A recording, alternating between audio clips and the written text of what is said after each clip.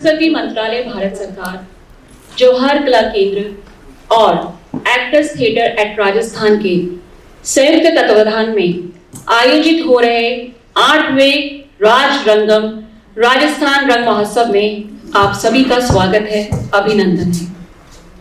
इस 8वें राज रंगम नाट्य समारोह की अंतिम प्रस्तुति के रूप में आज आप देखेंगे मौलियर द्वारा लिखित नाटक टारतूफ। इस नाटक का निर्देशन किया है राष्ट्रीय नाट्य विद्यालय स्नातक चिन्मय दास ने।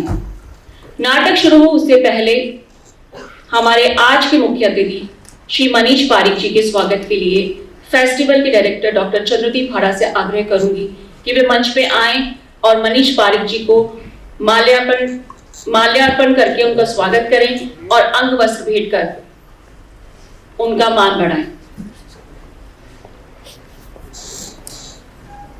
कृपया करके स्टेज पे लाइट दीजिए।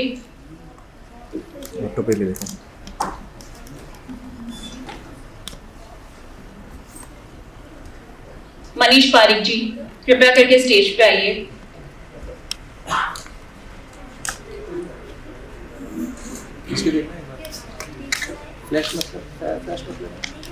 ऑटो पे ले रहा हूँ अभी तुम।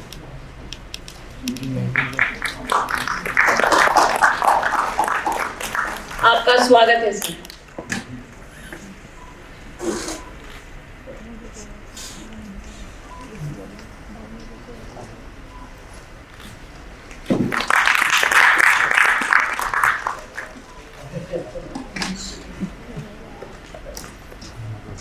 मनीष पारिक जी वैसे तो डिप्टी मेयर रहे हैं जयपुर के, लेकिन अभी वर्तमान में भारतीय जनता पार्टी के सांस्कृतिक एवं पर्यटन प्रकोष्ठ में प्रदेश संयोजक के दायित्व पर हैं और कलाकारों के साथ में खूब काम कर रहे हैं। अब शुभकामनाएं दीजिए कि पैसा इसी तरह से आगे। आप सभी से निवेदन है कृपया करके अपना मोबाइल साइलेंट मोड पे कर लीजिए। आज हमारे बीच स्वर्गीय जगजीत सिंह जी के बड़े भाई जसवंत सिंह जी भी उपस्थित हैं। हम आपका भी स्वागत करते हैं सर।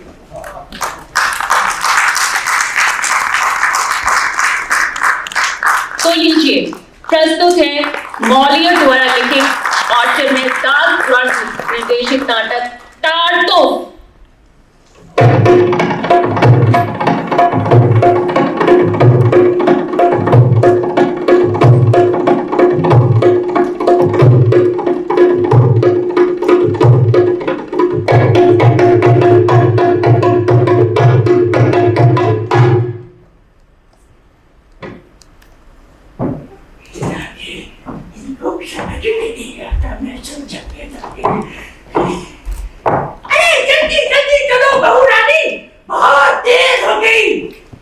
सासू माँ आप इतना तेज चल रही हैं, हम साथ नहीं दे पाएंगे अब। तो मत दो साथ बहू रानी।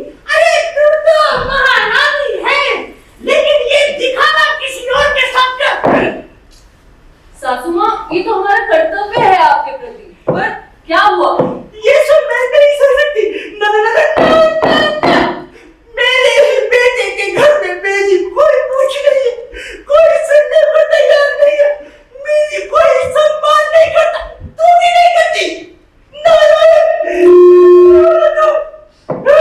नहीं सासू माँ ऐसी बात नहीं, आप क्यों सोचती हैं ऐसा? जल्दी चलो, ऐसी बात नहीं है, ऐसी बात नहीं है। सासू माँ रुकिए, सासू माँ रुकिए, सासू माँ।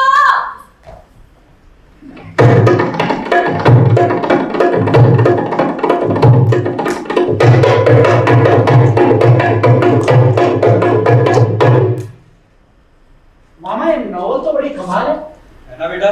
मैंने कहा ही था तुम्हें। मामा जी आप मेरी बात सुनिए। आप मेरी शादी के बारे में पिताजी से कब बात करेंगे? बेटा मैं करूंगा बात, तुम तो जानते ही हो तुम्हारी। ये देखो मछली बाजार। दादी माँ ये मछली बाजार नहीं है। और इसका क्या नाम है?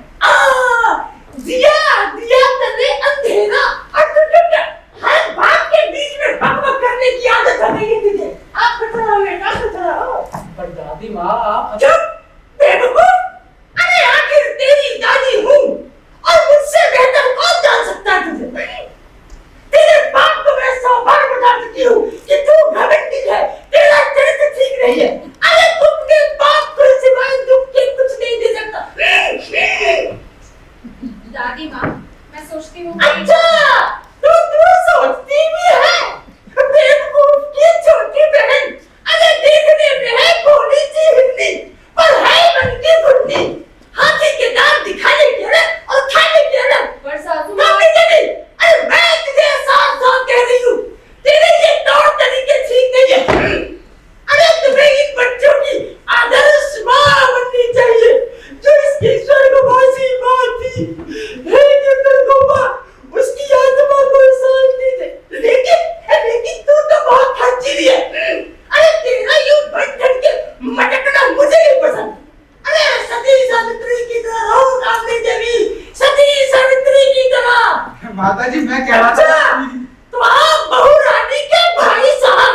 अरे आप अपनी एनकोलॉजी अपने पास ही रखो। जी ऑन्कोलॉजी नहीं है, साइकोलॉजी है। अरे जो भी एनकोलॉजी है, लेकिन हमारे मामले में चुप ही रहो तो बेहतर है।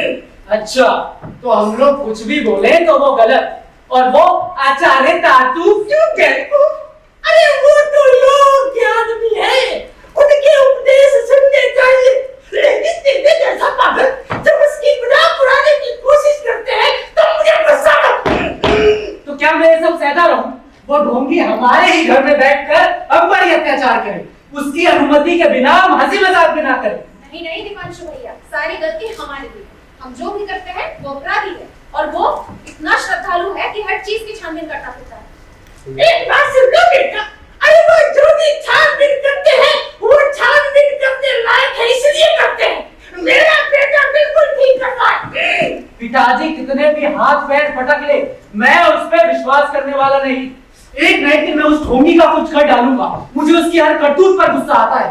हाँ, और ये हमारी बेइज्जती है कि जिसके बदन पर आते समय चवन्नी बराबर चिथड़े भी नहीं थे, वो आज हमारे सर पर बैठा है और हर बात में दखल देता है। नारायण नारायण। अरे इतना समझ लो कि आजादी की आज्ञा धर्म की आज्ञा है।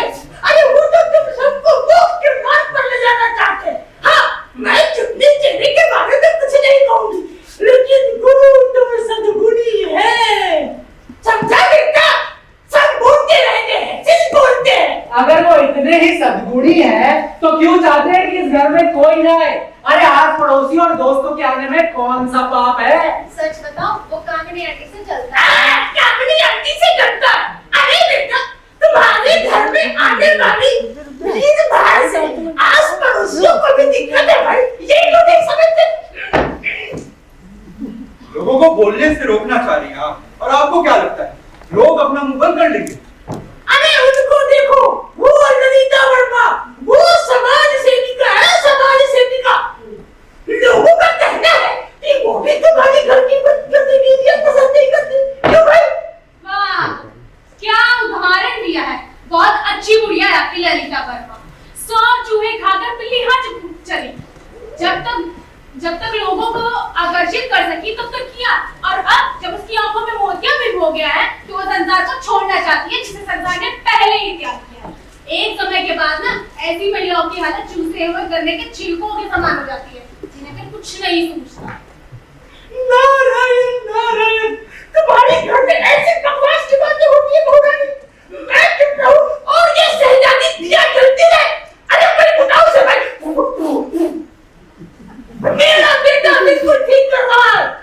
अरे आचार्य तातू बुला के उसने बहुत बुद्धिमानी का काम किया है। अरे लोगों का आना जाना, नाचना गाना, बेकार की बकवास, मौज मस्तियां, पार्टियां, बेटी को देश पसंद है। अरे ये सब तो कलयुग के लक्षण है भाई, कलयुग के। अरे देख लो,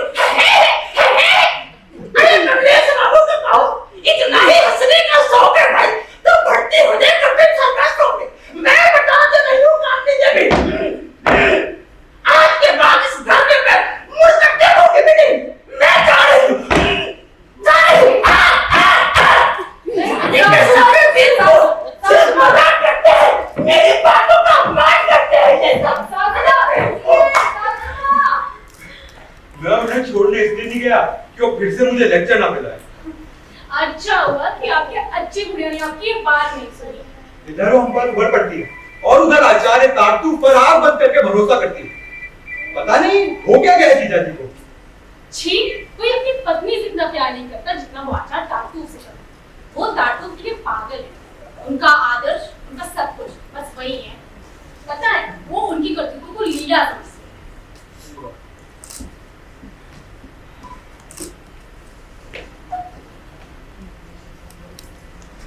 हे भगवान, खुशनसीबी है तुम्हारी कि तुमने उन उपदेशों को नहीं सुना जो जाते जाते बरसा के गई है मुझ पर। खैर, मैंने तुम्हारे जीजा जी को आते हुए देखा है, हालांकि वो नहीं देख पाए मुझे, मैं ऊपर जाकर इंतजार करती हूँ। चलो फिर तो कुछ देर ठहर ही जाता हूँ, नमस्ते करके ही निकलूंगा। अरे नमस्ते जीजा जी, नमस्ते। साले साहब, मैं बस आपका इंतजार कर रहा था। आइए आइए बैठिए। अच्छा अच्छा। दिया दिया दिया, ये बताओ मेरी गैर मौजूदगी में घर के हालात कैसे रहे? सब ठीक ठाक तो है ना? नहीं जीजा जी, कामनी दीदी की तबीयत बहुत खराब है और उनके सिर में बहुत तेज वजन है। और आचार्य जी? वो तो मस्त है, मोटे तगड़े। बेचारे आचार्य जी। शाम तक कामनी दीदी का बुखार इतना बढ़ गया था कि वो खाना छू तक नहीं पाई। और आचार्य जी? भोजन किए, जब कामिनी दीदी को खाने की खुशबू से उबकाई आ रही थी, तब आलू, पूरी, खीर, मोतीचूर के लड्डू, दुनिया भर की चीजें सब दो बार चिपकाई।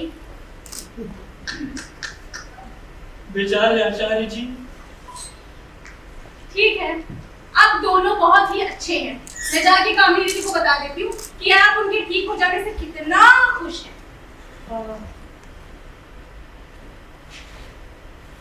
जीजा जी मेरे एक बात अच्छा तो अब जा रहे हैं। चलिए ठीक है, नमस्ते नमस्ते। उस संगी ने आप पर ऐसा कौन सा जादू कर दिया? उसके सामने आप सब कुछ भूल जाते हो। उस फटीचर को आप यहाँ लेके आए और अब बहुत हुआ कमलेश। अरे तुम नहीं जानते तुम किसके बारे में बात कर रहे हो? हाँ, मैं उन्हें व्यक्तिगत तौर पर नहीं जानता, पर इतना जरूर जानता हूँ कि वो कैसा आदमी है। साले साहब, उन्हें जानकर तुम्हें खुशी होगी, तुम्हारी श्रद्धा बढ़ेगी।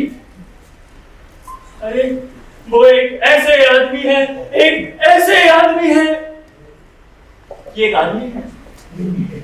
उन्होंने सिखाया है कि सब माया है, माया, प्रेम, प्रीति, मित्रता सब झूठ है। वाह, क्या मानवीय भावनाएं हैं। कमलेश, जब मैं उनसे मिला, अगर तुम वहां होते तो तुम भी मेरी तरह उनके मित्र बन जाते या फिर भक्त। मैं उनसे पौंडीचेरी के समुद्र किनारे मिला। जब भोर के समय मैं ध्यान के लिए वहां जाता तो वहां सूर्य देव की प्रतीक्षा में बैठे रहते। सूर्य देव की पहली किरण के साथ उनके आंखों से आंसू टपक पड़ते। तब तब तब तब और गाने क्या बुलंद आवाज थी, जैसे गहराई से आ रही हो। एक दिन हिम्मत करके मैं उनके पास गया और पूछा, आप कहाँ रहते हैं? उन्होंने कहा, यहीं। फिर मैंने पूछा, आपका परिवार कहाँ है? उन्होंने कहा, यहीं। पर मेरे अलावा वहां कोई न था। मैं समझ गया, मैं सब समझ गया। फिर मैंने पूछा, आपने भोजन किया? उन्होंने कहा, जब ईश्वर देंगे तो कर लूंगा। मैं सब समझ गया। मैं उन्हें अपने साथ आश्रम ले आया और भोजन कराया। फिर मेरे कहने पर वो मेरे साथ घर आ गए और अब मैं उनके बिना एक पल भी नहीं रह पाऊंगा। देखिए जीजा जी, आप ना पागल हो गए या मुझे बेवकूफ बनाने की कोशिश करें। इन सब फिजूल की बातों का मतलब क्या है? कमलेश, तुम दिन ब दिन श्रद्धाहीन होते जा रहे हो, नास्तिक बनते जा रहे हो। और ये अभी भी समय है, वरना पछताओगे। आप जैसे लोगों का यही एक राग। आप चाहते हैं कि सभी लोग आपकी तरह अंधे हो जाए, और जो खुली आंखों से सब कुछ देख सकता है वो तो नास्तिक है, सेक्युलर है। मैं अच्छी तरह से जानता हूं मैं क्या हूं। सच्चे भक्त अपनी सच्चाई का ढोंग नहीं पीटते हैं। जीजा जी, आप खरे सिक्के और झूठे सिक्के में कोई फर्क नहीं समझते हैं। नहीं नहीं कमलेश, तुम तो सीमातीत हो, गरीबों की सेवा करते हो, झुग्गी झोपड़ी में रहते हो, गांधीवादी हो। तुम्हारी नजर में हम जैसे पैसे वाले लोग तो मूर्ख है ना। आप तो तीर्थ यात्रा पर गए थे ना, दक्षिणेश्वर में परमहंस के दर्शन करे, केरल में नारायण गुरु के दर्शन करे, उसके बाद वहां से पौंडीचेरी पहुंचे ऋषि अरविंदो के दर्शन के लिए ना। ये लोग सद्गुण के खोखले दावे करने वाले लोग नहीं है। इन्होंने सच्चे दिल से मानवता की सेवा करके ईश्वर की भक्ति की। इनमें गुटबंदी नहीं है, षड्यंत्र की योजना नहीं है। ये केवल पाप से घृणा करते हैं। ये मेरे और आपके आदर्श लोग हैं। और आपको क्या जरूरत पड़ गई वहां से यहां तक गिरने की, तारतूफ करने? क्योंकि वो जिंदा है, मुझे जिंदा अदर चाहिए। क्यों चाहिए? आप अपनी जिंदगी खुद नहीं जी सकते हो क्या? खुद दांत साफ नहीं कर सकते, खुद के कपड़े नहीं धो सकते, खुद जी नहीं सकते, क्या जरूरत है दूसरे आदमी की? पता नहीं हो क्या गया है आपको जीजा जी। साले साहब, आपका हो गया? हो गया आपका? जी हाँ, हो गया। चलिए ठीक है, नमस्ते नमस्ते, मिलेंगे फिर। चलता हूँ। हाँ चलिए। अच्छा जीजा जी, जाते जाते आपसे कोई बात करनी।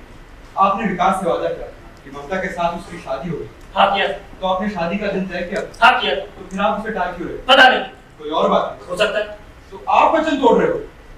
ये नहीं कह सकता। नहीं, कोई ऐसी बाधा तो नहीं आ गई है जो वचन पूरा करने से रोक रही है आपको? हो सकता है।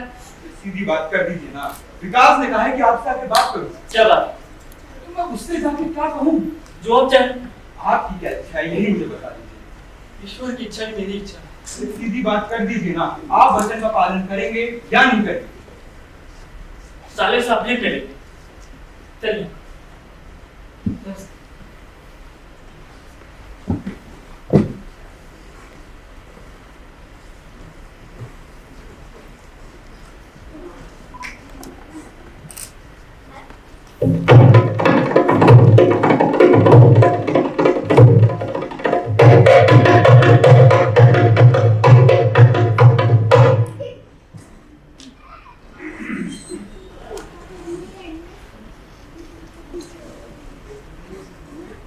हेलो, बिजी हो क्या?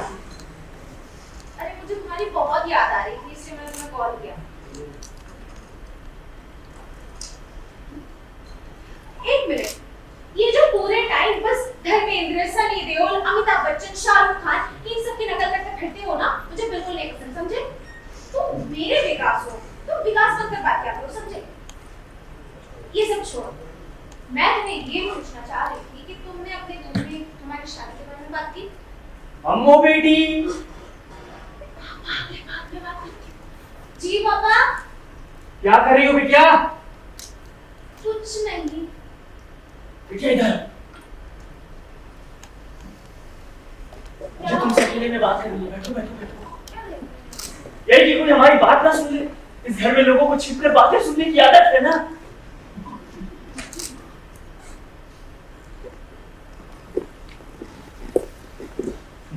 मेरी प्यारी, मेरी गुड्डी, अरे तुम बहुत समझदार हो।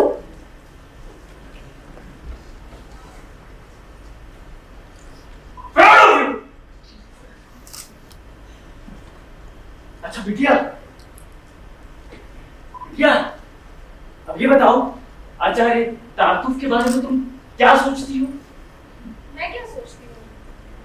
अरे बिटिया बताओ बताओ, बाबू तुम्हारा। मैं तो वही सोचूंगी ना जो आप कहेंगे। अच्छी बात है, अच्छी बात है, यही सोचना चाहिए। देखो, वो असाधारण है, अद्भुत है, योग्यवर है। यही सब देख के तुम्हारे पिता ने चुना है उसको तुम्हारे पति के रूप में।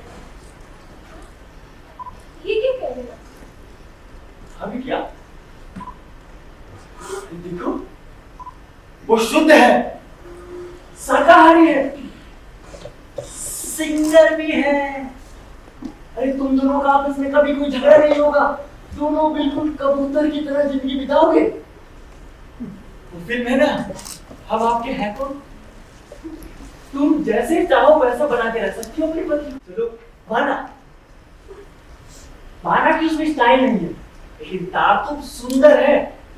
अरे उसके चेहरे पे क्या नूर है, गाता है तो लगता है जैसे गहराई से आवाज आ रही है, बहुत सुंदर है।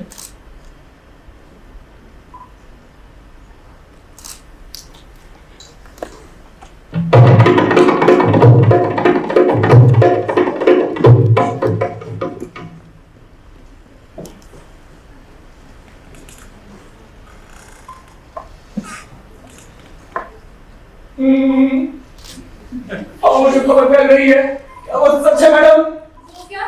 वो ये आप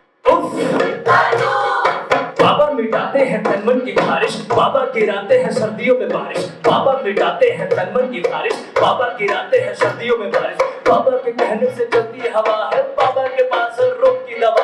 उफ, उफ, I'm ready, उफ, उफ, ब्रेकअप हो लफड़ा या पैसे का सीन, बाबा बजाते समस्या का बीट, बाबा बाबा बाबा बाबा बाबा ब्रेकअप हो लफड़ा या पैसे का सीन, बाबा बजाते समस्या के बीट, बाबा के चरणों में आकर तो देखो, बाबा के चरणों में मोक्ष मिलेगा। उफ, या, उफ, या, उफ, लेट्स हिट द पेन, उफ, उफ, गद्दू।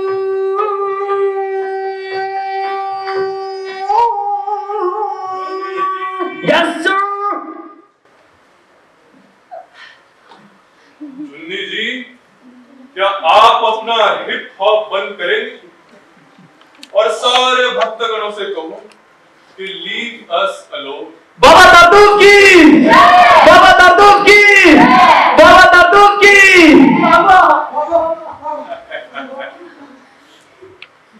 हाँ, आओ बालिके, चलिए।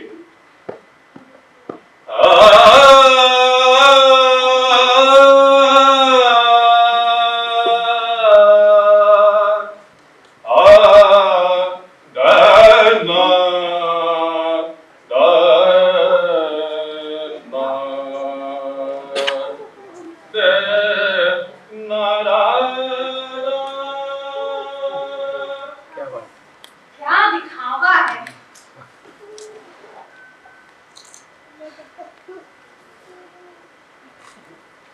कुछ कहा आपने? जी हाँ, मैं देखिए, मैं तो बस ये बताने आई थी कि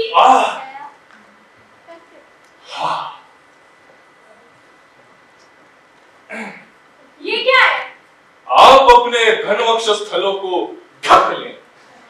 अनंगे नाबला संगात जिता, ये न जगत सचित्र चरित काम सर्व काम प्रदोषतु वह।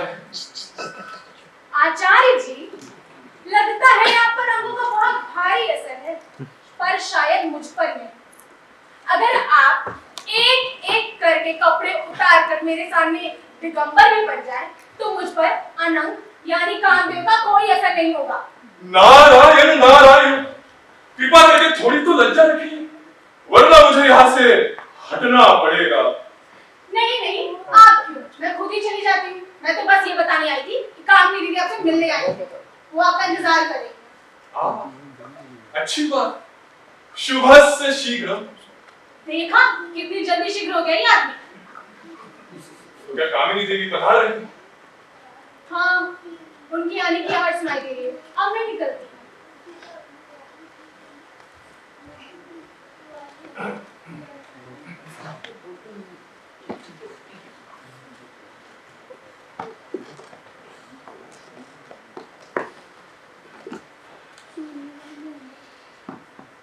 मैं कामना करता हूँ कि कामिनी देवी स्वस्थ रहे। मैं कृतज्ञ हूँ। अस्वस्थता तो दूर हो गई। हाँ, बुखार उतर गया। ये कहना तो घमंड होगा कि मेरी ही प्रार्थना की वजह से आपको स्वास्थ्य लाभ हुआ है, परंतु मैं आगे भी चिंता कर रहा हूँ। आपकी इस निष्काम कामना के लिए मैं आभारी हूँ।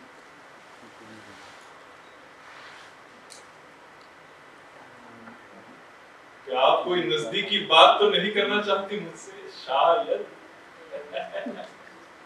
एक नजदीकी बात करने के लिए आतुर तो थी मैं, लेकिन मैं चाहती हूँ कि आप भी सहज होकर बात करेंगे, और मुझे खुशी है कि हमें यहाँ इस वक्त कोई नहीं देख रहा है।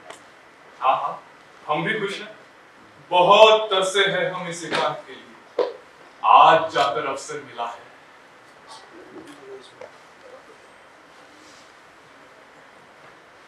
देखिए, आप जो भी कहना चाहती हैं, मैं भी बिल्कुल सहज होकर बात करना चाहता हूँ। देखिए, ये आने जाने वाले लोगों के बारे में जो मैंने आलोचना की थी, वो तो केवल भावावेश था। मेरा अपना आपके प्रति। हाँ मैं समझती हूँ। देखिए मेरी तो श्रद्धा इतनी है कि बस ये क्या कर रहे हैं आप? देवी, मैं तो केवल आपका भविष्य, मैं भी बिल्कुल। मैंने सुना है कि मेरी बेटी मेरे पति आपको देना चाहते हैं। हाँ देना तो चाहते हैं, पर मेरी दृष्टि मंडरा रही है एक ना देने वाले पुष्प पर। महाकवि कालिदास के हावरे की तरह। आप एक सन्यासी हैं। परंतु मेरा हृदय पत्थर का नहीं है। आप तो विरक्त हैं। विरक्त हूं तो क्या, हृदय अनुरक्ति की तरफ खींच रहा है।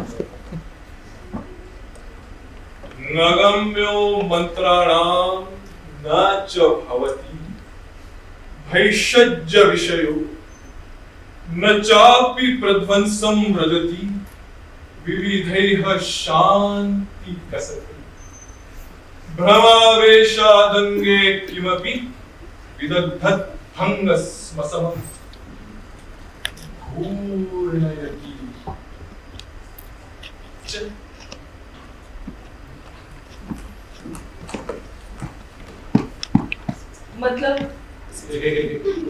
मतलब यदि कह दूं तो आप अश्लील समझेंगी, पर काव्य में लिखा है तो लिखा। छोड़िए। हाँ मैं तो कब का छोड़ चुका हूं। एक क्षण तो कांप गया था कि कहीं अनुरक्ति मुझे अपने मोक्ष के मार्ग से हटा ना दे। एक बार तो सोचा कि हट जाऊं, पर फिर मैंने अपने आप को समझाया, ना तातुब ना, हटना नहीं है। कृष्ण के भक्त तो हो तुमने भागवत पढ़ी। आप जानती हैं राधा जब कान्हा से आलिंगन करती थी तो उनकी नग्न छाती पर चंदन की छाप छोड़ देती थी।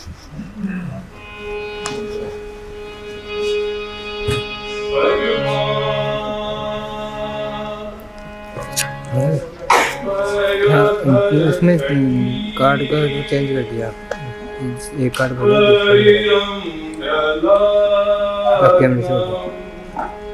कैमरे से काश्मीरम मुद्रितम मुरो मधुसूदन।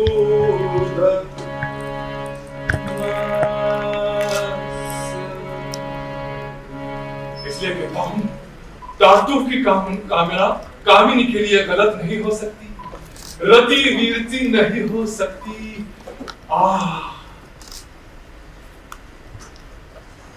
देखिए मुझे लगता है आपको अपना दिल ऐसे खोलकर नहीं रखना चाहिए। आप तो संत हैं। अरे संत हो तो क्या, पसंद है, भौरा हूं, पुष्प पर मंडराए बिना कैसे रुकूं देवी। सखी सुनो, एक सन्यासी के साथ संबंध रखने में आपकी प्रतिष्ठा संकट में नहीं पड़ सकती। हमारा प्रेम गुप्त रहेगा, बातें वश में रहेंगी, आप सुरक्षित रहेंगी।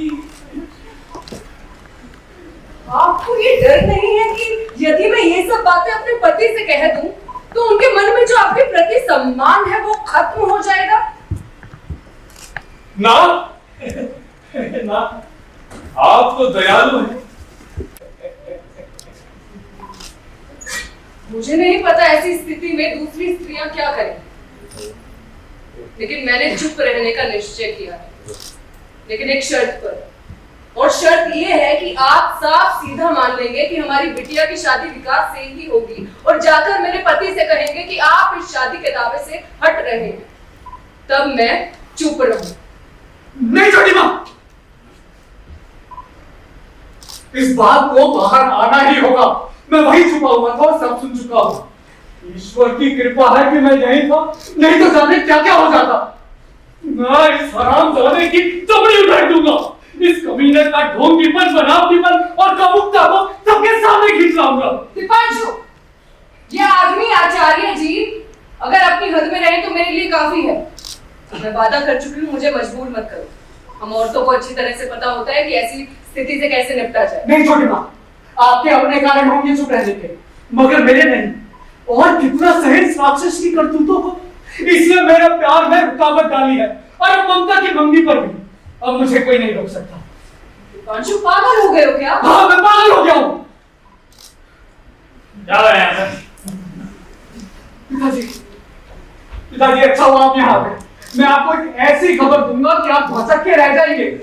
तो आपकी मेहरबानियों का बहुत अच्छा फल दिया है इस बात ने। आपकी मां नरम स्वभाव की है, इस बात को दबाना चाहती है, मगर मुझे नहीं लगता कि छुपाना चाहिए। पांशु, अगर तुम पर मेरा अधिकार होता तो तुम ये सब बातें खुलकर नहीं कहते।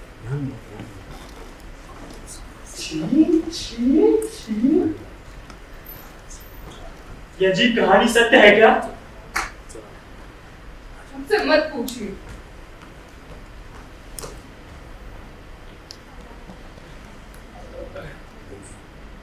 हाँ भाई लोकनाथ, हाँ सच है, सब सच है। मैं दुष्ट हूँ, पापी हूँ, अपराधी हूँ, कीचक जैसा हूँ। तुम्हारे सेनापति पर हाथ डालने वाला था। तुम्हें मेरे साथ वही करना चाहिए जो भीमसेन ने अपनी पत्नी के लिए किया था, दुशासन के साथ, दुर्योधन के साथ, कीचक के साथ। मैं अपराधी हूँ। मुझ पर लगाया गया हर आरोप, चाहे जितना घृणित क्यों ना, मैं उसे नकारूंगा नहीं। इस लज्जाजनक घटना के लिए जिम्मेदार सिर्फ मैं हूं, स्थिति चाहे जो भी हो। नीच, दुर्योधन, दुराचारी, दुशासन, ऐसे सत्पुरुष की भावना को क्यों कलुषित करता है? क्या आप अपने ही बेटे पर शक कर रहे हैं? चुप हो गया है। ओम नाथ, ऐसे शब्दों का प्रयोग मत करो नाथ, कानों को खटकता है। बोलने दो, इस बालक को बोलने दो, बोलने दो। साक्षात नारायण इसकी जीभ पर बैठकर बोल रहे। ढूंढो, सत्य ढूंढो।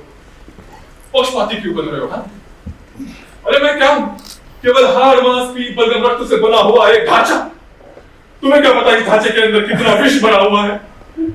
पक्षपाती मत बोलो। क्या हो गया है तुम्हें? उम्मा, मेरी दी हुई शिक्षा को भूल गए क्या? ये बाहरी खोखलेपन को देखकर अंदर के सत्य को ठुकराओगे? अरे संतपन तो क्या है? संतपन आजकल चवन्नी में मिलता है जैसे कोई बाजारू औरत। हर जगह दिखते हैं, हवाई जहाजों में, सत्संगों में, अखबारों में, टीवी में। हमारी वाणी तो गुटके जैसी है। 1 रुपए में खरीदो, खाओ, नशा करो और थूको। उसका कोई मूल्य नहीं होगा, कोई मूल्य नहीं। तुम्हें याद है, एक दिन मैंने तुम्हें श्री भर्तृहरि का वैराग्य शतक सुनाया था। हाँ भैया, याद है ना? याद है भैया, याद है। वही शतक अब मैं तुम्हारे बालक को सुनाने जा रहा हूं। पिताजी, आप इसको क्या बोलो? बेटा, याम चिंतयामि सततम मयि सा विरक्ति गमयति दृश्याम।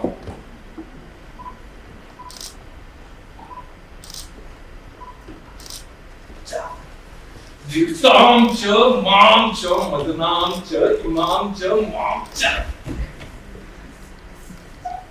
जब पूरा एक चक्कर काट कर शाश्वत यौवन प्रदान करने वाला फल श्री भर्तृहरि के हाथ में दोबारा आता है, तब वो समझ जाते हैं कि प्रेम भ्रष्ट है, वैराग्य ही सत्य है। तब वो कहते हैं कि धिक्कार है मुझको, धिक्कार है पतित्व पर, धिक्कार है रंडीबाजी और लंपटता पर।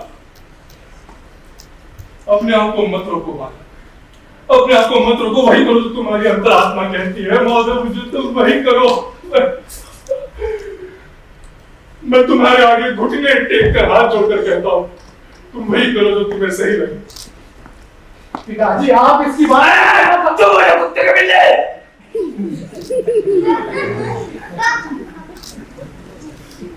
भैया उठो, भैया भैया उठो, मैं आपके आगे पाँव पड़ता हूँ। भैया भैया उठो।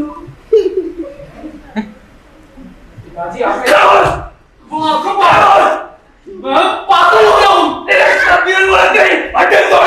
नहीं ओमनाथ, इस बालक के शरीर पर एक खरोच भी आई तो मैं अपने प्राण त्याग दूंगा। मारो मारो मारो। पिताजी, मारो मारो मारो मारो।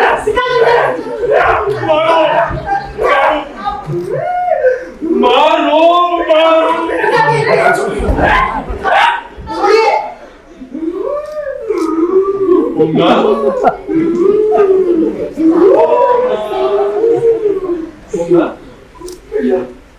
मारो ओमनाथ, मुझे मारो। नहीं भैया, भैया नहीं भैया, भैया नहीं भैया, क्या मुझे तुम्हारे पाँव पड़ने होंगे? नहीं भैया, को छोड़ दो। नहीं भैया।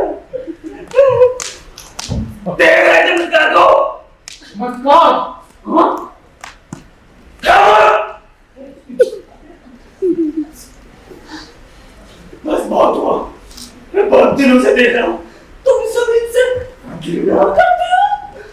मैं देख रहा हूँ मेरे बीवी, बच्चे, नौकर सब चिलकों की तरफ पीछे पड़े ताकि मैं इस पवित्र आत्मा से दूर जाऊं। मैं तुम सबसे बदला लूंगा। तुम लोग जितना मुझे इनसे दूर करने का प्रयास करोगे मैं उतना ही इनके पास जाऊंगा।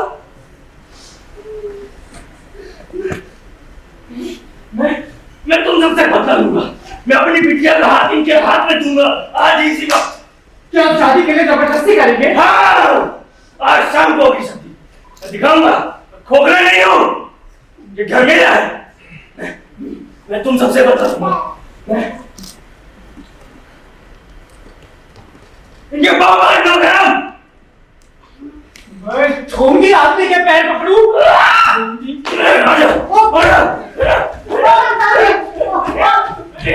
निकल जा, निकल जा। अब इसी वक्त इस घर से निकल जा। ठीक है, मैं जाऊंगा, लेकिन उससे पहले रुक जा। अभी इसी वक्त निकल जा सबोले। अभी इसी वक्त निकल जा।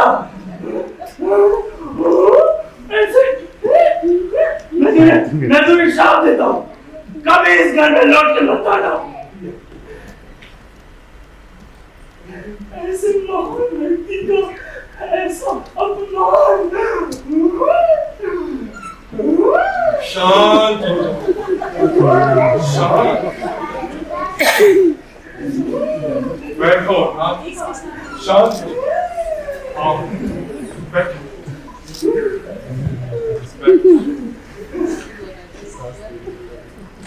जो वेदना इस बालक ने अपने में ली है और हमें दी है, उसकी चिंता मत करो। गांधी जी ने सही कहा, वैष्णव जन तेने कहिए कीर बनाई जाने पर दुखे उपकार करो मन अभिमान मेरा आने दे। परंतु एक भाई के सामने जो भाई का चरित्र हनन हुआ है, उसका घाव भरने में समय लगेगा, आज बहुत समय लगेगा। जब विश्वासघात होता है ना तो मेरा हृदय फट जाता है, कंठ भर आता है, उद्विग्न होकर प्राण त्याग देना चाहता हूँ। नहीं नहीं भैया, भैया नहीं, भैया नहीं, नहीं। इस कुरुक्षेत्र का केंद्र बिंदु बन चुका हूँ। अब मेरे पास एक ही रास्ता बचता है, यहाँ से चला जाओ। चला। माँ, आचार्य जी जा रहे हैं।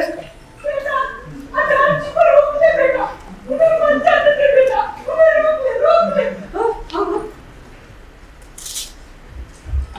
भैया, भैया आप इस रास्ता में चले जाएंगे। नहीं होना, तुम्हें इस अवस्था में छोड़कर कैसे जा सकता हूँ? रहूंगा, जरूर रहूंगा। भोलेनाथ की तरह कामिनी देवी से दूर दूर रहूंगा। भैया आप दूर रहेंगे? दूर रहूंगा भैया, दूर रहेंगे? दूर रहूंगा। भैया दूर क्यों रहेंगे? नहीं भैया, आप यही रहेंगे। भैया भैया भैया, ये आपका घर है, ये मेरा घर है। भैया जो घर देख लूंगा। भैया अब जो मन करता है वो करिए। भैया भैया मैं वसीयतनामा आपके नाम लिख देता हूँ। भैया भैया मैं अपनी बिटिया का हाथ आपके हाथ में दे देता हूँ। भैया भैया मेरे परिवार को बचा लीजिए। भैया मेरे परिवार को बचा लीजिए। भैया ओमनाथ, क्या तुम सच में यही चाहते हो? सोच लो। हाँ भैया, सोच लिया भैया, मैं सच में यही चाहता हूँ भैया, मैं सच में यही चाहता हूँ। ठीक है, अगर किस्मत में यही लिखा है तो यही से। नारायण नारायण।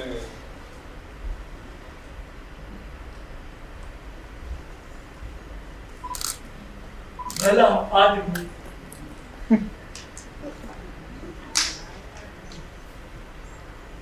माँ,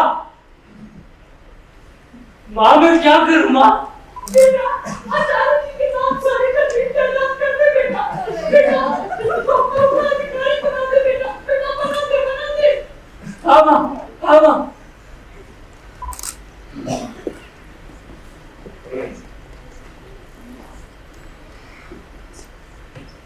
चुनने दे। Yes sir. चुनने दे। Yes sir. वसीयतनामा लेकर आइए। Okay sir, coming bro. या।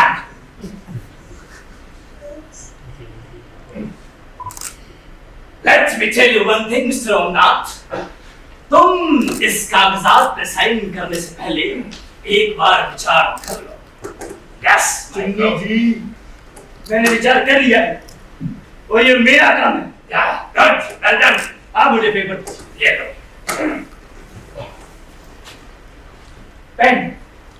पेन तो तुम्हें मिलेगा मिस्टर ओमनाथ, लेकिन फिलहाल तुम कलम से काम चलाओ। या ग्रेट। ये तुम्हारे खानदान के जमीन जायदाद की कागजात है मिस्टर ओमनाथ। ठीक से ट्वीट कर। गुड माय बॉय, गुड राजन। ये तुम्हारे फार्म हाउस का है मिस्टर ओमनाथ। शाबाश, कट। और ये तुम्हारे हीरो की मील की है मिस्टर ओमनाथ। गुड, या I like it. Even Dr. like it. Well done, my boy. Yeah. ये लीजिए। सुनिए जी। Yes, sir. अब जाइए। जाइए। आप अपना ध्यान रखना मिस्टर ओमनाथ। मैं जा रहा हूँ। ओके? Take care. Yeah.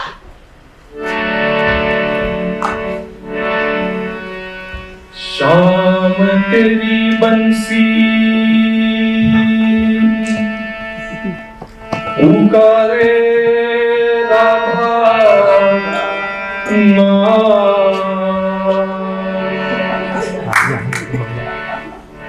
शाम तेरी बंसी पुकारे राधा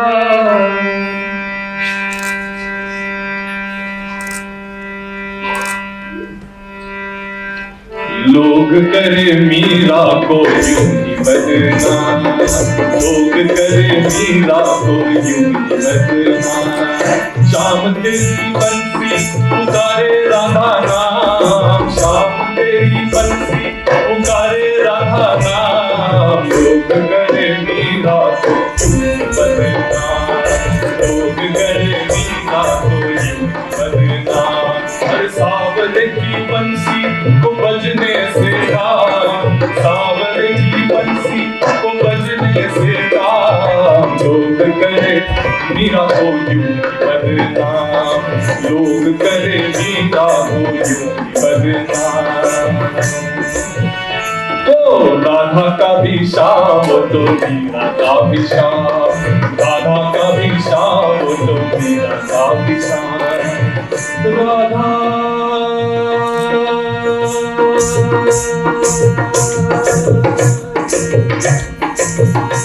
राधा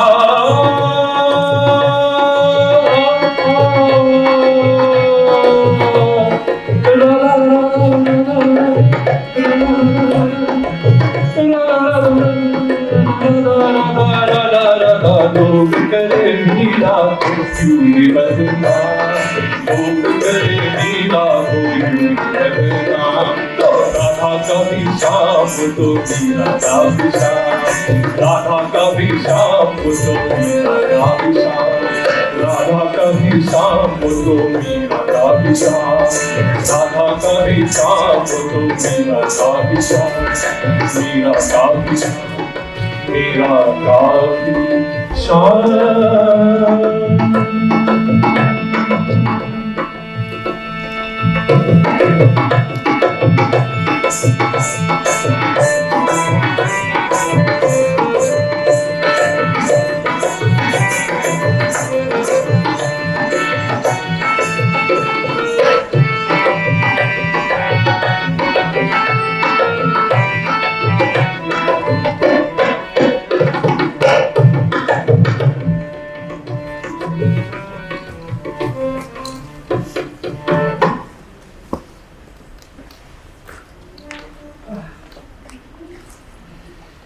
जीजा जी ऐसा कैसे कर सकते हैं?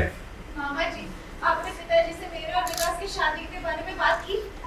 बेटा मैंने बात की थी, पर तुम जानते हो तुम्हारे पापा को पता नहीं कौन सा भूत सवार हो गया उन पर।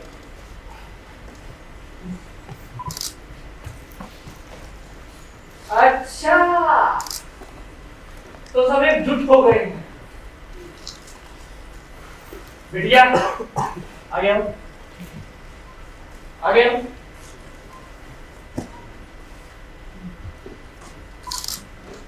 देखो, मैंने तुम्हारे लिए जो वसीयत रखी है वो अच्छी साबित हो सकती है अगर तुम मेरी बात मानो।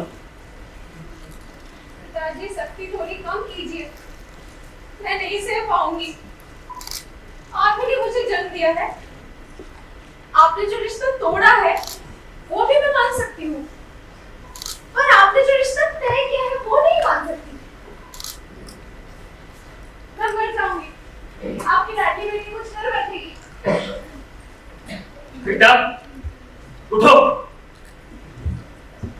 देखो, जीवन में थोड़ी मजबूरी उठानी पड़ती है।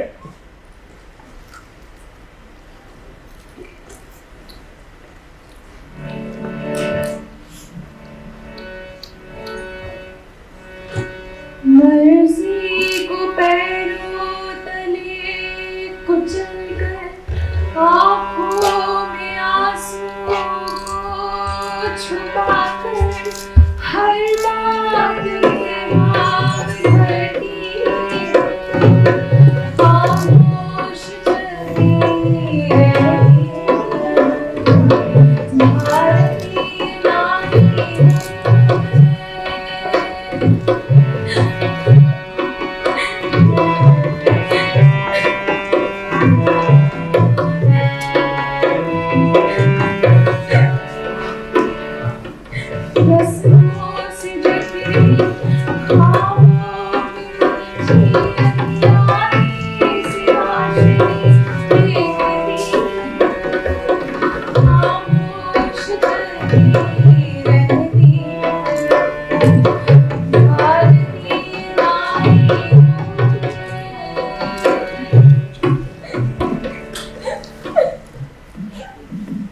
लेकिन जीजा जी, हम ऐसा कैसे कर सकते हैं?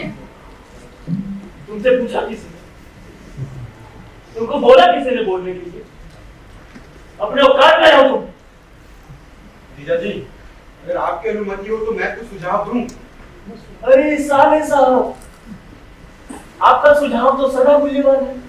उसको मैं तिजोरी में बंद करके रखता हूँ, जब आवश्यकता होती है निकालता हूँ, लेकिन अभी नहीं।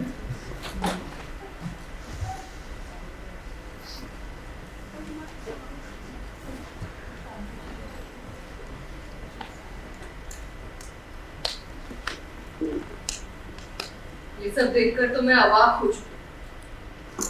आप उसकी उंगली पर इतना कैसे नाच सकते हैं? आखिर ऐसा क्या सम्मोहन किया है उसने आप पर कि आप आज की घटना को लेकर आप हम पर शक कर रहे हैं?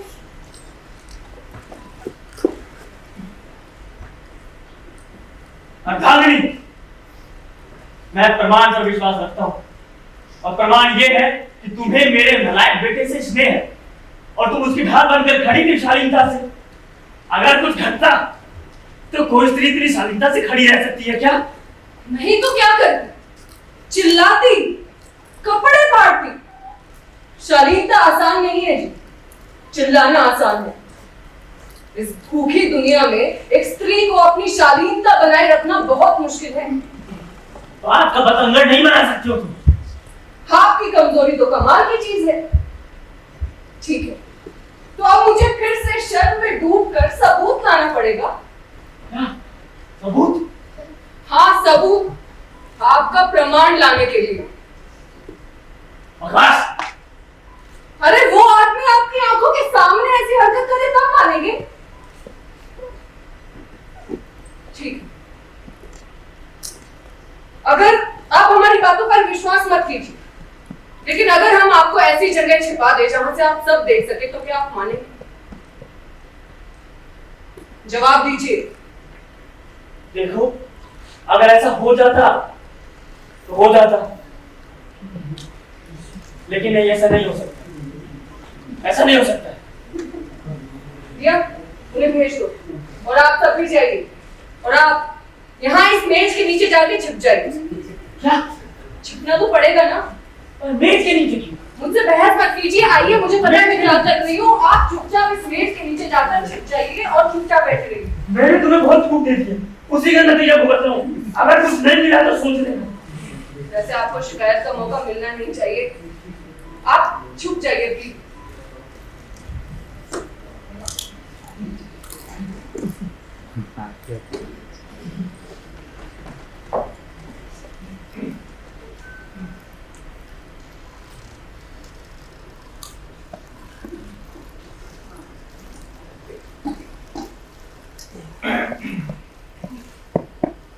आप मुझसे बात करना चाहती हैं? एक रहस्य खोलना चाहती हूँ, पर पहले दरवाजा बंद कर दीजिए, देख लीजिए कोई है तो नहीं। मेरे पति इस हद तक हैं कि अब हम साथ रह सकते हैं। अब मैं अपनी बातें खुलकर कह सकती हूँ, कहना चाहती हूँ, पर लाज के मारे मुंह नहीं खोल पा रही हूँ। कामिनी जी, आपको समझ नहीं पा रहा, आप बदल चुकी हैं। ना ना आचार्य जी, हमें समझना इतना आसान नहीं है। हम ना कहती हैं तो ना नहीं होती है। शालीनता के पीछे छिपा रहना पड़ता है हमें। हाँ कहने के लिए तरसते हुए भी ना ना ना कहते रहते हैं। यही हमारा भाग्य है। जो कहना चाहते हैं वो कह नहीं पाते, और जो नहीं करना चाहते वो करने के लिए मजबूर करते हैं। कौन? छिपी हुई ताकतें। छिपी हुई ताकतें? मैंने सुना है आप बहुत अच्छा गाते हैं। गा लेता हूँ ठीक ठाक। कुछ सुनाइए ना।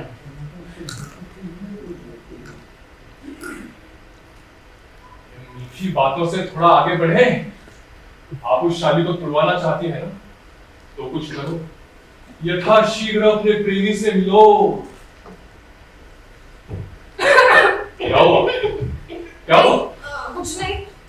ये आवाज कैसी? देखिए, मौसम खराब है, मौसम खराब है। मौसम को छोड़िए, अब आप भी जाओ। देखिए, आप बहुत तेजी से आगे बढ़ रहे हैं। अब आजा प्रिया, अब आजा प्रिया, अब आजा प्रिया, अब आजा प्रिया, अब आजा प्रिया, आजा प्रिया, आजा प्रिया। जिन्हें चाहिए समझना वो समझते नहीं, जिन्हें चाहिए समझना वो समझते नहीं, जिन्हें नहीं है समझ आप वही वही।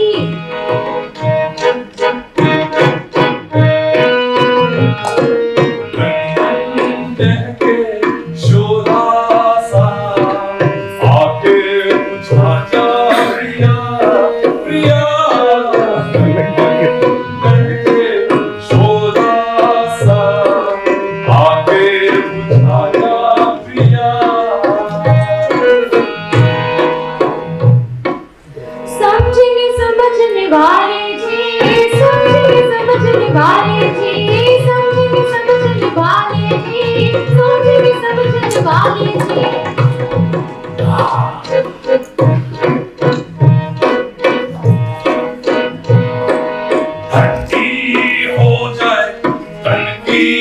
ज्वाला आके गले लगा दे ठंडी हो जाए तन की ज्वाला आके गले लगा दे। सुनिए उठिए जल्दी जी, सुनिए उठिए जल्दी जी, सुनिए उठिए जल्दी जी, सुनिए उठिए जल्दी जी, सुनिए उठिए जल्दी जी, सुनिए उठिए जल्दी जी, सुनिए उठिए जल्दी जी, सुनिए उठिए जल्दी जी। अब तो तू आ जा भैया, अब तो तू आ जा भैया, अब तो तू आ जा भैया, अब तो तू आ जा भैया, अब तो तू आ जा भैया। जी भोलेनाथ जी, बद्रीनाथ जी,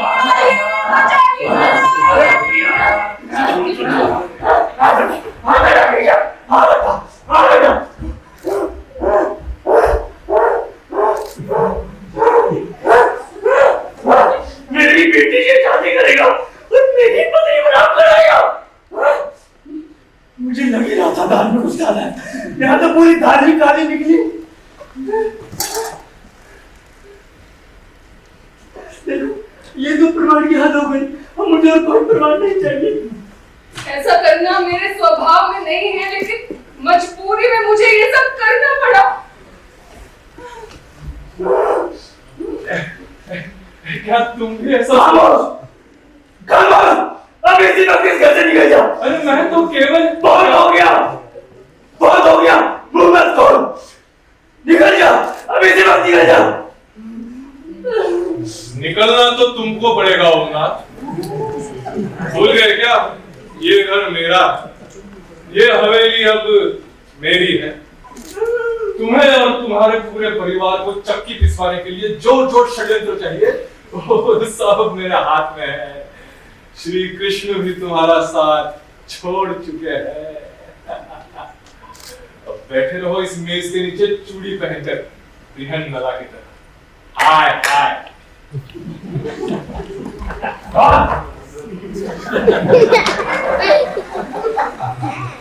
ये सब क्या है? ये मजाक की बात नहीं है, मैंने वसीयतनामा उसके नाम लिख दिया। वसीयतनामा? रजिस्ट्री भी हो गई है।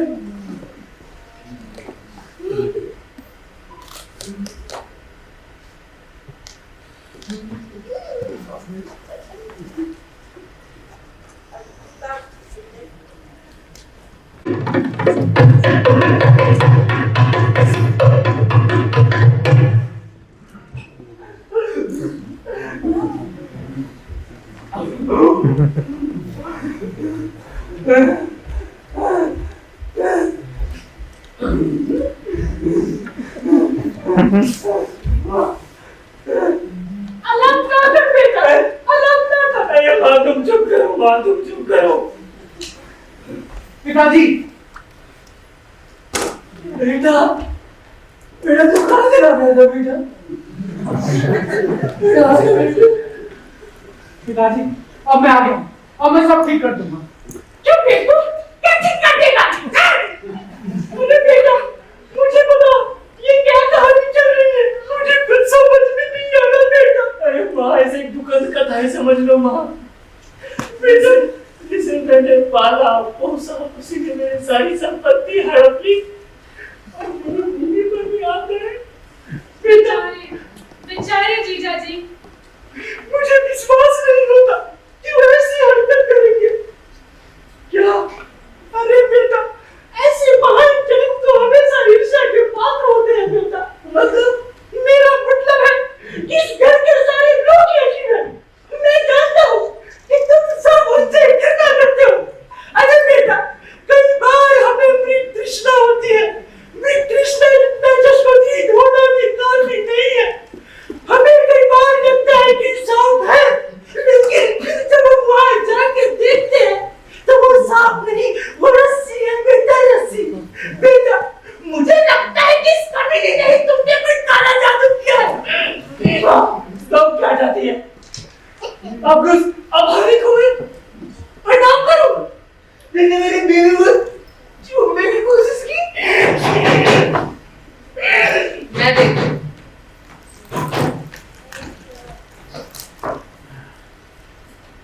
अस्सलाम वालेकुम। आपके मिजाज कैसे हैं?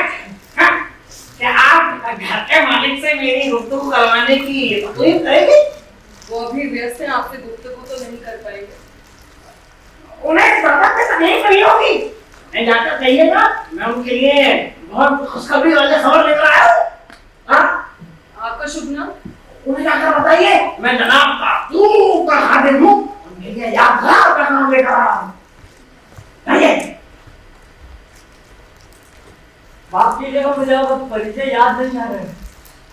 खादिम का तारुफ अमीर रहा भरोसा, एलकेओ का बसिंदा। एलकेओ? नखलऊ ठंडे कबाब, शबाब पिछले 40 सालों से अमीरी कर रहा हूँ। हुजूर, आपकी इजाजत हो तो आपके खिलाफ एक समन जारी करूं? क्या समन? आपका और आपके परिवार का सब जाया किए बगैर और आपको कोई भी तकलीफ दिए बगैर हुजूर ये हवेली पूरे मुस्तक के साथ खाली करनी होगी। क्या हवेली खाली करनी होगी? जी। अबे तू चुप कर। मेरा लेन देन आपसे नहीं है। तू चुप कर जा, नहीं तो तेरे इस काले कोट को फाड़कर तुझे नाक मार के भगाऊंगा। फोटो आपको थोड़ा समझाइए, इनकी जुबान थोड़ी चलवाइए, वरना आप तो जानते ही हैं कि नकलवी सिलाई बुनाई विश्व में प्रसिद्ध है। इस कार्रवाई को यही रोककर तुम सबको कल तक का समय देता हूँ। हाँ, कल तक।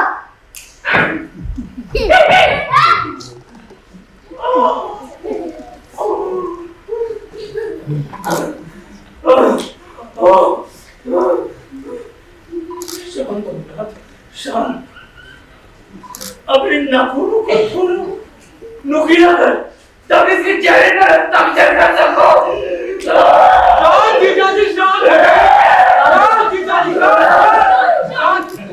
शांत हो जाइए, अभी बात को और मत बिगाड़िए।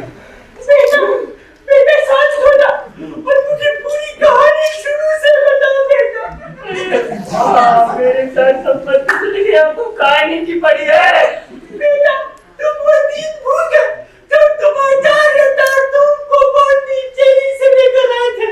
उनकी वो डिब्बे थी और उनकी वो चेहरे की रौनक और उनकी डॉक्टर वो गहराई से गायब करते थे। बेटा भूल गया तुम भूल गए।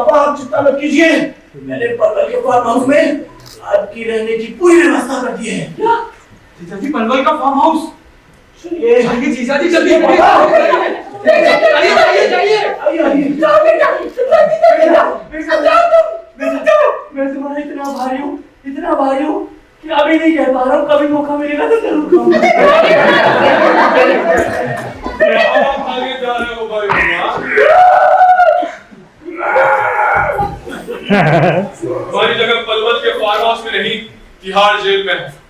आइए डिटेक्टिव मैडम चिंतामणि जी, और मुझे आखिर इन लोगों से मुक्ति दिलवाइए।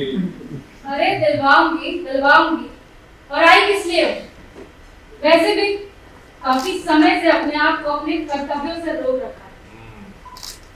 अब देख, तू खुद ही कह रहा है तो चले तिहाड़ जेल।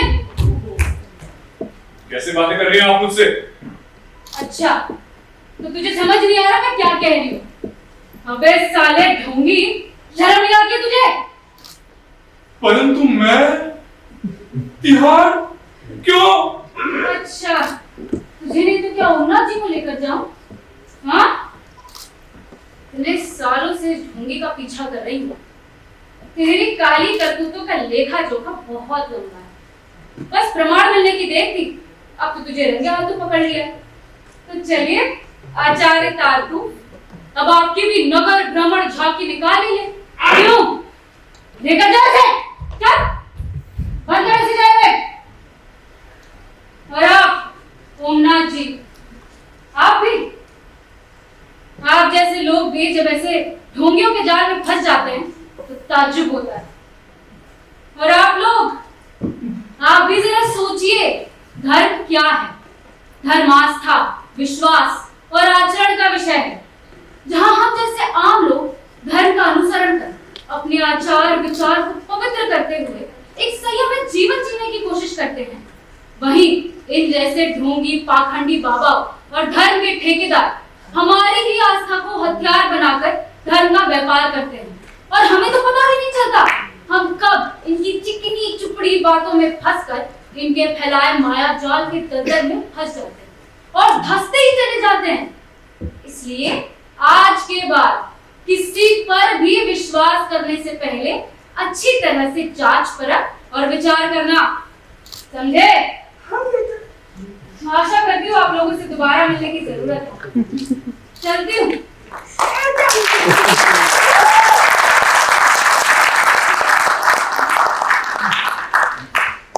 बिटिया आ गया, आ गया बेटा, आओ जी। पापा जल्दी जल्दी।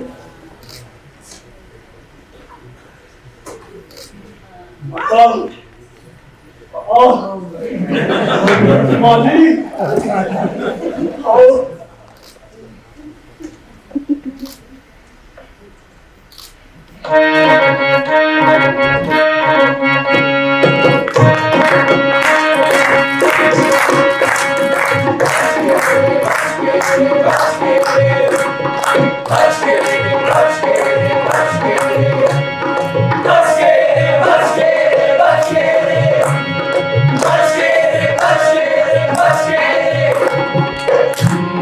शक्लों में कांटे छुपे हैं, फूलों की शक्लों में कांटे छुपे हैं, चोरों की दाढ़ी में तिनके छुपे हैं, चोरों की दाढ़ी में तिनके छुपे हैं, संतों की शक्लों में कांटे छुपे हैं। बच के बच के बच के बच के बच के बच के बच के बच के बच के बच के बच के बच के आँखों को खोलो भाई नींदों से जागो, आँखों को खोलो भाई नींदों से जागो, भूखे और श्रद्धा के अंतर को जानो, भूखे और श्रद्धा के अंतर को जानो, वो काली गिरधर को इंसान में ढूंढो। बच के बच के बच के बच के बच के बच के बच के बच के बच के बच के बच के बच के बच के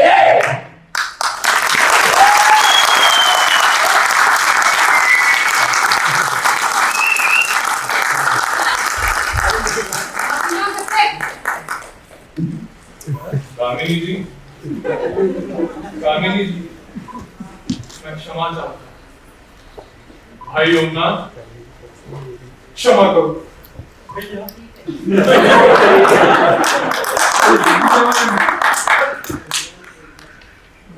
और आप सभी से भी माफी मांगता हूँ, क्षमा करें। बच के रे।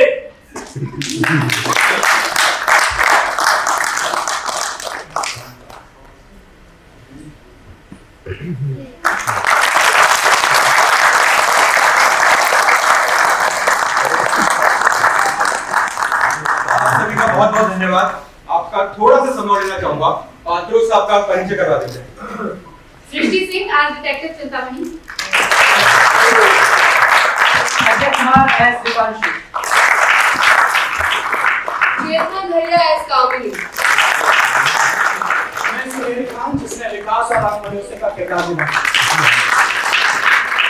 कितने मुंगाटे ताब्दू। आनंद कुमार एज ओमनाथ, अंकिता एज ममता,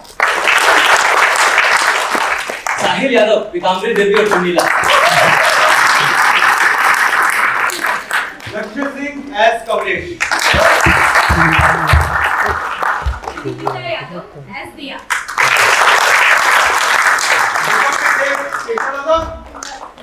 और ढोलक पे थे देशनाथ दादा और हारमोनियम पे थे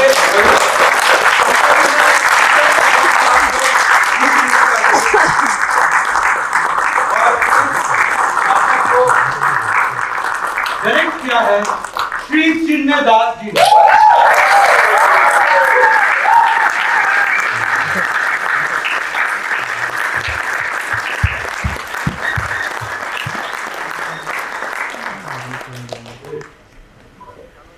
थैंक यू वेरी मच आप लोग आए। और मुझे लगा आज भी समाज में जो हम जी रहे हैं, ऐसे में ऐसे धर्मगुरु हमारे आसपास बहुत हैं और कई बार ऐसा होता है कि हम देख नहीं पाते, समझ नहीं पाते, जान नहीं पाते और बिलीव कर लेते हैं, बाद में कहीं ना कहीं हम पछताते हैं। तो मुझे लगा ये मैसेज देना बहुत जरूरी है और आर्ट का यही काम है, हमारा थिएटर का काम यही है। तो ये था एक जो आपके सामने था। नाटक कैसा लगा वो आप कहेंगे, अच्छा लगा।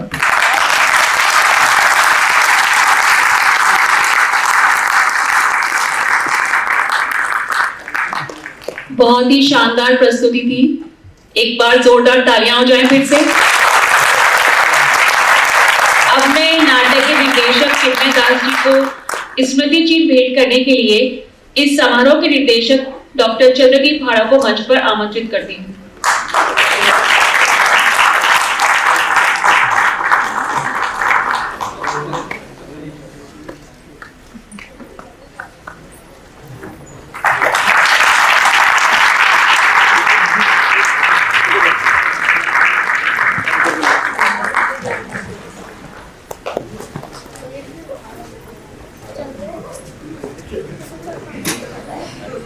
एक ग्रुप फोटो हो जाए।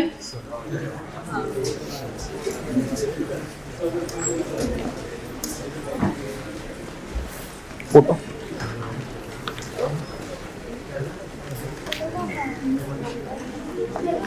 राजस्थान सरकार श्रीमती दिया कुमारी जी का, भाजपा पूर्व प्रदेश अध्यक्ष और हरियाणा प्रदेश प्रभारी डॉक्टर सतीश पूनिया जी का, जवाहर कला केंद्र का हम आभार प्रकट करते हैं, जयपुर प्रेस मीडिया का, आप सभी सुधीजनों दर्शकों का, और हम आभार प्रकट करते हैं अभिनय भारती नाट्य संस्था का, दीप सिने प्रोडक्शन का, एक्ट्रेस एकेडमी ऑफ राजस्थान का, एक्ट्रेस थिएटर एट राजस्थान द्वारा आयोजित ये 8वां राजरंगम यही समाप्त होता है। जल्दी आपसे फिर भेंट होगी। तब तक के लिए मैं मोनिका भार्गव सिंह आप सभी से विदा लेती हूँ। शुभ रात्रि, नमस्कार।